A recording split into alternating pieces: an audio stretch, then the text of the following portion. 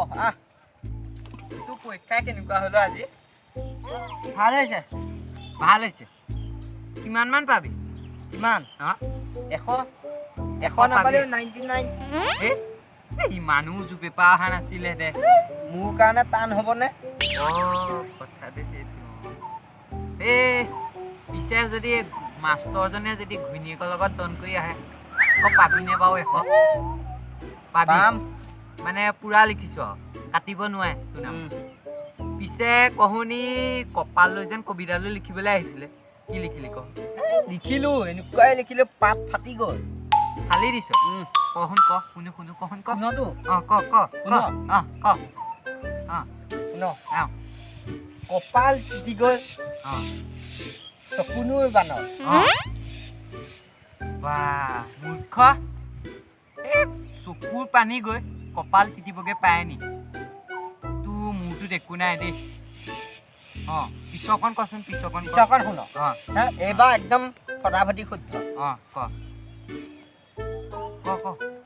কপাল তিতি গ'ল চকুনুৰ বানত ভৰিকেইটা বন্ধা আছিল গছৰ ডালত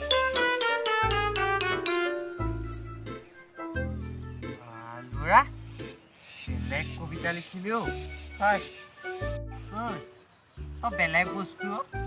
মই সৰু পৰাই এনেকুৱা বেলেগ কবিতা লিখিছ পাই কবিতাত 5 আহিছিলে 30 মানুহ দি দিব পাৰে 50 দি দিব পাৰে তোৰ যিহে কবিতা লিখিলি বা পিছে কবিতা লিখিলি বাৰু কবিতা হ'ল ৰচনা দুখন যেন আহিছিলে কি লিখিলি বাৰু কচোন ৰচনা গোটেইকেইখন লিখিলো 3খন দিছিলে 3খনে লিখি থৈ কি লিখিলি এটা ক্ৰিকেট তুমি চোৱা ক্ৰিকেট মেচ মই 3টা পৰা লিখিলো আধা ঘণ্টামান লাগিল আধা ঘণ্টা মোৰ 1 মিনিট লাগিলে 10 নম্বৰীয়া আচনাখনত তো 1 মিনিট লাগিছে কি লিখিলি তই কি লিখিলো শুন কচোন ক সোনকালে ক কি লিখিলি ক আজি চলা ক্ৰিকেটখন বৰষুণৰ বাবে বন্ধ